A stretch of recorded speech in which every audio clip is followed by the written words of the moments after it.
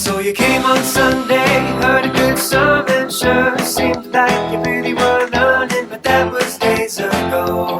And since that time, you've watched a lot of shows, heard a lot of news, read a lot of photo captions, maybe a book or two. You got the information overload blues, made you forget the good news, need to remember the good news. So let's check up, pull up a chair for the midweek checkup now. Welcome to the Midweek Checkup. My name is Gilles, and I'm joined by Lindsey, Blair. This past Sunday, Pastor Jonah Sage preached the gospel of God's cross from Isaiah 53, verses 4 through 6. He said that the promise of Advent is the promise of Christ's presence. In some ways, this was a heavy sermon, talking about Christ as the man of sorrows, acquainted with grief. This is good news because he can and has entered into our pain and grief. But Jonah reminded us of the power of the resurrection as well. The resurrection of Christ promises that within all of your pain are the seeds of healing, hope, and new life, be it in this present age or in the age to come. Lindsey, before we recap the sermon, is there anything that particularly stood out to you? Well, Bobby, this was a timely sermon for many of us who may be hurting or missing the presence of someone we love during the holiday season. The good news that Pastor Jonah shared with us is that we are not alone, we are not without hope, and the presence of God is the very thing that will bring us comfort and peace. Now, for anyone who missed the sermon or needs help remembering, let's do a quick recap. Let's. Pastor Jonah began by noting that presence communicates something words cannot. Presence involves your senses, your emotions, your thoughts, all of you. This is why presence is more powerful than information alone.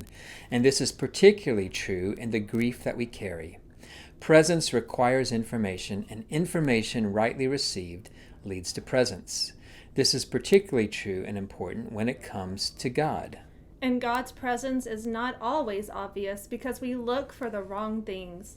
The prophet Isaiah said that God would come as a baby and would grow to be someone with nothing majestic about his appearance, nothing to physically attract us to him. And he wasn't often found amongst the powerful and pretty. He's not likely to be found amongst the well-to-do and wealthy.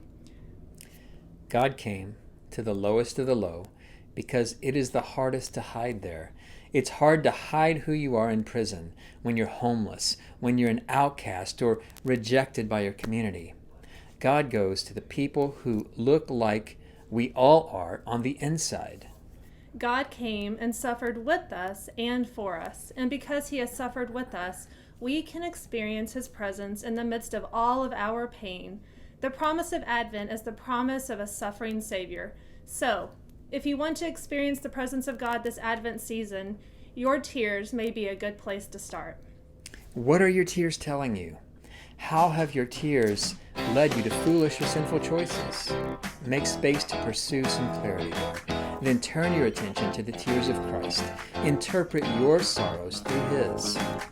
What did the tears of Christ say to you about the kind of Father you have? What does the blood of Christ say to you about your Father's heart for you? As you learn to interpret your grief in light of his, you will experience the nearness, comfort, and peace of Christ. This coming Sunday is the final Sunday of Advent, where we'll learn about what it means for Jesus to be God with us, and we'll celebrate the King who came and will come again. Join us and bring a friend.